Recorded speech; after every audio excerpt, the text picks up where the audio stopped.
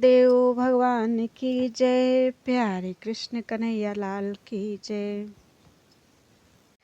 श्रीमद्भागवते सप्तम स्कंधे अथ दशमो अध्यायः। श्री नारद उवाच। भक्तियोगस्य तत्सर्वम् अन्तरायतयार्भकः मन्यमानो हृषीकेशं स्मयमान उवाचः। श्री प्रह्लाद उवाच। मां प्रलोभयोत्पत्त्या अशक्तं कामेषु तैर्वरैः तत्सङ्गभीतो निर्विण्णो मुमुक्षस्त्वामुपाश्रितः भृत्यलक्षणा जिज्ञासुर्भक्तं कामेष्वचोदयत्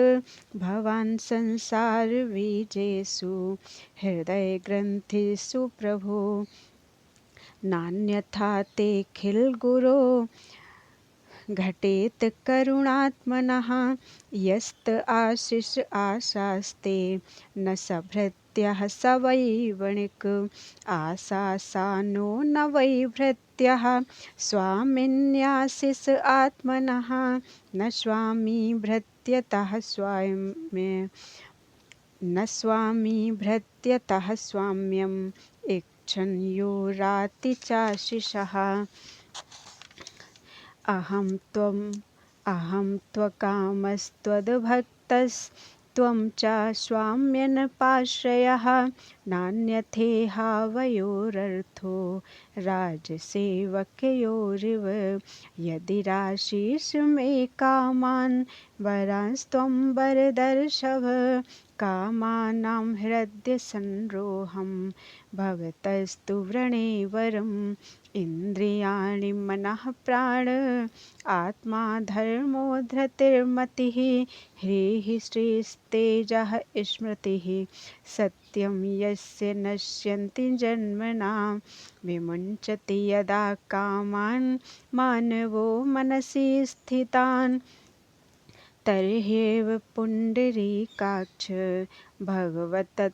भगवत्वाय कल्पते नमो भगवते तुभ्यं पुरुषाय महात्मने हरयेद्भुतसिंहाय ब्रह्मणे परमात्मने। श्री नरसिंह उवाच। नैकान्तिनो मे मयि जात्विहाशिष आशासते मुत्र च ये भवद्विधाः अथापि मनवन्तर्मे तदत्र दैत्येश्वराणाम् अनुभुङ्क्षो भोगान् कथा मदीया जुष्माणः प्रियास्त्वम् आवेश्य मामात्मनि सन्तमेकं सर्वेषु भूतेष्वधियज्ञमीशं यजस्व योगेन च कर्महिन्वन् भोगेन पुण्यं कुशलेन पापं कलेवरं कालजवेन हित्वा कीर्तिं विशुद्धां सुरलोकगीतां विताय मामेष्यसि मुक्तबन्धः य एतत् कीर्तयेन्मह्यं त्वया गीतमिदं नरः त्वां च मां च स्मरन् काले कर्मबन्धात् प्रमुच्यते। श्री प्रह्लाद उवाच। वरं वर एतत् ते वरदेशान्महेश्वर यद् निन्दत पिता मे त्वां विद्वांस्तेज ऐश्वरं विद्धामर्शासयः साक्षात् सर्वलोकगुरुं प्रभुं भ्रातृहेति मृषा दृष्टिस्त्वद्भक्ते मयि चाघवान् तस्मात् पिता मे पूयेत् दुरन्ताद् दुरस्ताद्घात् पूतस्ते पाङ्गसन्दृष्टस्तदा कृपणवत्सल। श्री भगवान उवाच। त्रिसप्तभिः पिता पूतः पितृभिः सहिते नघ यत् साधोष्य गृहे जातो भवान् वै कुलपावनः यत्र यत्र च मद्भक्ताः प्रशान्ताः समदर्शिनः साधवः समुदाचाराः ते पूयन्त्यपि कीकटाः सर्वात्मना न हिंसन्ति भूतग्रामेषु किञ्चन उच्चावचेषु दैत्येन्द्र मदभावेन गतस्पृहाः भवन्ति पुरुषा लोके मद्भक्तास्त्वमनुव्रताः भवान् मे खलु भक्तानां सर्वेषां प्रतिरूपधृक् कुरु त्वं प्रेतकार्याणि पितुः पूतस्य सर्वशः मदङ्गस्पर्शनेनाङ्ग लोकान्यास्यति सुप्रजाः पितृं च स्थानमातिष्ठ यथोक्तं ब्रह्मवादिभिः मय्यावेश्य मनस्तात् कुरु कर्माणि मत्परः। श्री नारद उवाच प्रह्लादोऽपि तथा चक्रे पितुर्यत् साम्प्रदायिकं यथाह भगवान् राजन् अभिषिक्तो द्विजोत्तमैः प्रसादसुमुखं दृष्ट्वा ब्रह्मा नरहरिं हरिं स्तुत्वा वाग्भिः पवित्राभिः प्राह देवादिभिर्वृतः। श्री ब्रह्मोवाच देवदेवाखिलाध्यक्ष भूतभावन पूर्वज दिष्टया ते निहिता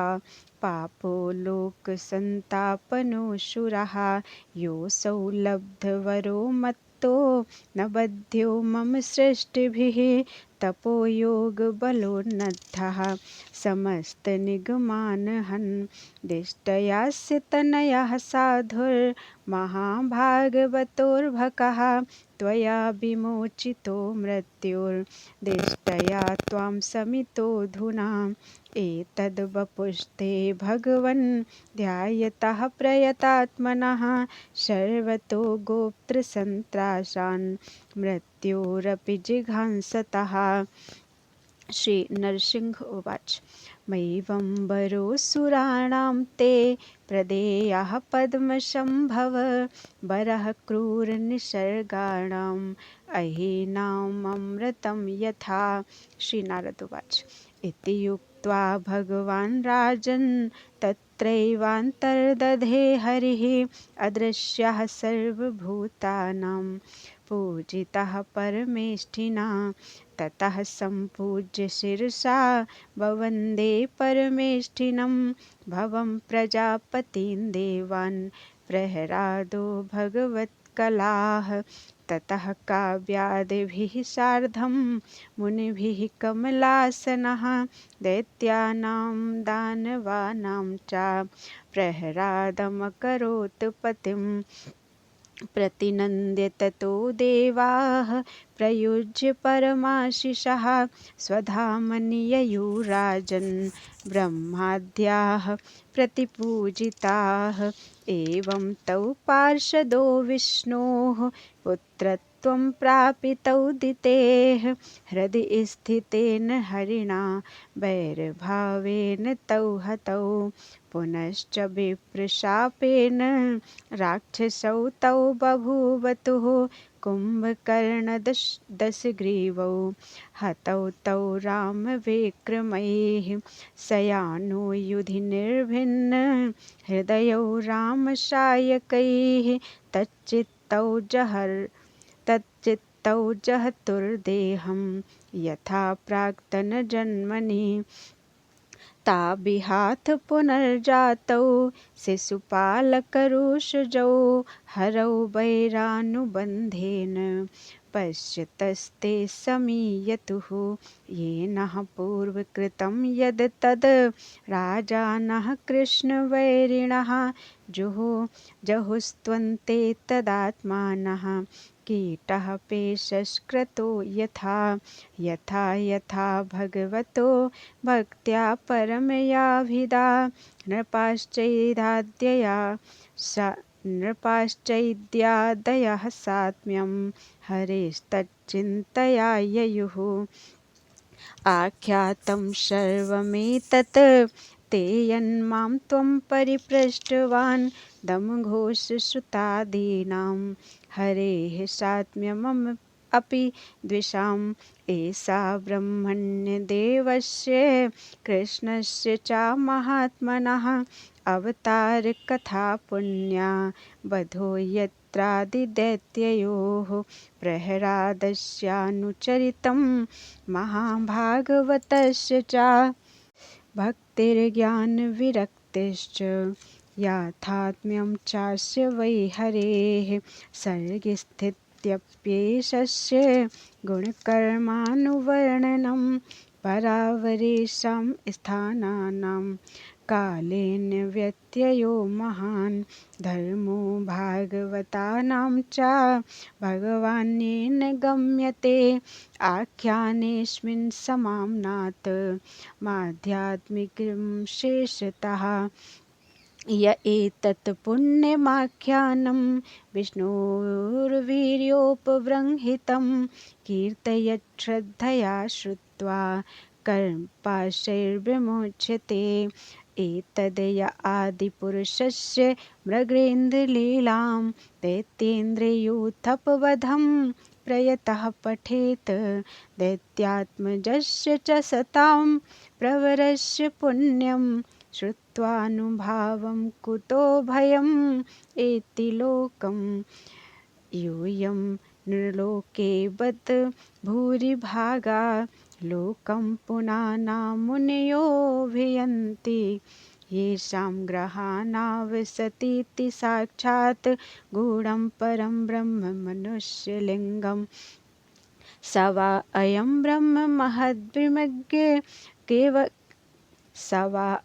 ब्रह्म महद्विमृगे कैवल्यनिर्वाणसुखानुभूतिः प्रियः सुहृदवः खलु मातुलेय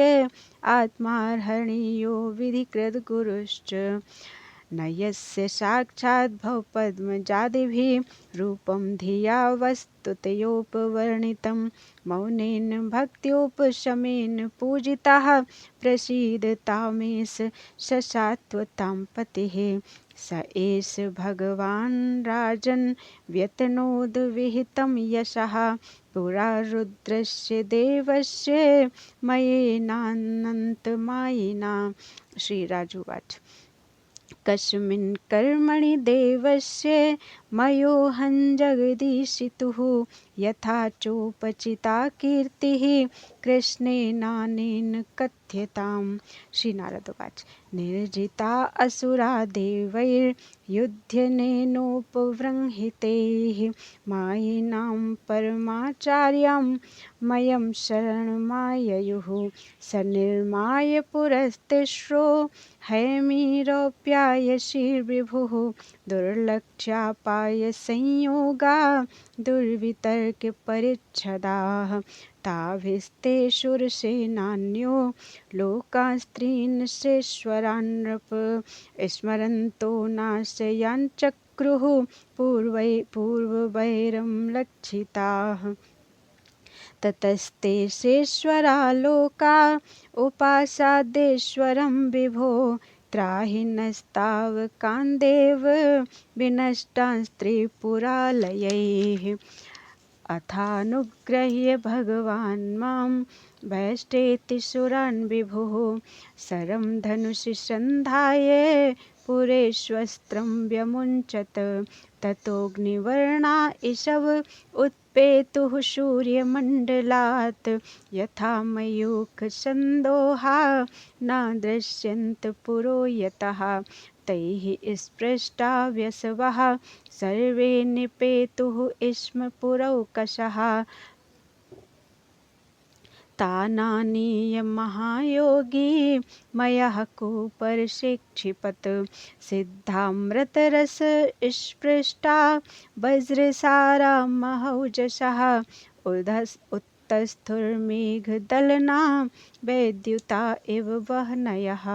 विलोक्य भग्नसङ्कल्पं विमनस्कं वृषध्वजं तदायं भगवान् विष्णुः तत्रोपायं कल्पयत् वत्स आसीत्तदा ब्रह्मा स्वयं विष्णुरयं हि गौः प्रविश्य त्रिपुरं काले रसकूपामृतं पपौ ते सुराह्यापि पश्यन्तो नन्यसेधन्विमोहिताः तेदविज्ञाय महायोगी रसपालानिदं जगौ स्वयं विशोकः शोकार्तान् स्मरन्दैव गतिं च तां देवोऽसुरो नरोऽन्यो वा नेश्वरोऽस्तिह कश्चन आत्मानोऽन्यस्य वादिष्टं दैवेनापोहितुं द्वयोः अथासौ शक्तिभिः स्वाभिः शम्भोः प्राधानिकं व्यधात् धर्मज्ञानविरक्त्यधित उपविद्या तपोविद्या क्रियादिभिः रथं शूतं ध्वजं वाहन् धनुर्वर्मशरादि यत् सन्नद्धो रथमास्थाय शरं धनुरुपाददे शरं धनुषि सन्धाय मुहूर्ते भिजतीश्वरः ददाह तेन दुर्भेद्या हरोथ त्रिपुरो नृप दिवि दुन्दुभयो नेदुर्विमानशतशङ्कुलाः देवर्षि पितृसिद्धे सा जयेति कुसुमोत्करैः अवाकिरञ्जगुर्हृष्टां ननरतुश्चाप्सरुगणाः एवं दग्ध्वा पुरस्तिस्रो भगवान् पुरहा नृप ब्रह्मादिभिः स्तूयमानः स्वधाम प्रतपद्यत एवं विधान्यस्य हरेः स्वमायया विडम्बमानस्य नरलोकमात्मनः वीर्याणि गीतान् ऋषिभिर्जगद्गुरोर्लोकान् पुराणान्ये परं विदामि किम् इति श्रीमद्भागवते महापुराणे पारमहंस्यां संहितायां सप्तम स्कन्धे युधिष्ठिर नारद संवादे त्रिपुरविजयो नाम 10वां अध्यायः। बोलो वृंदावन बिहारी लाल की जय। त्वदीयं वस्तु गोविन्दं तुभ्यमेव समर्पयेत्।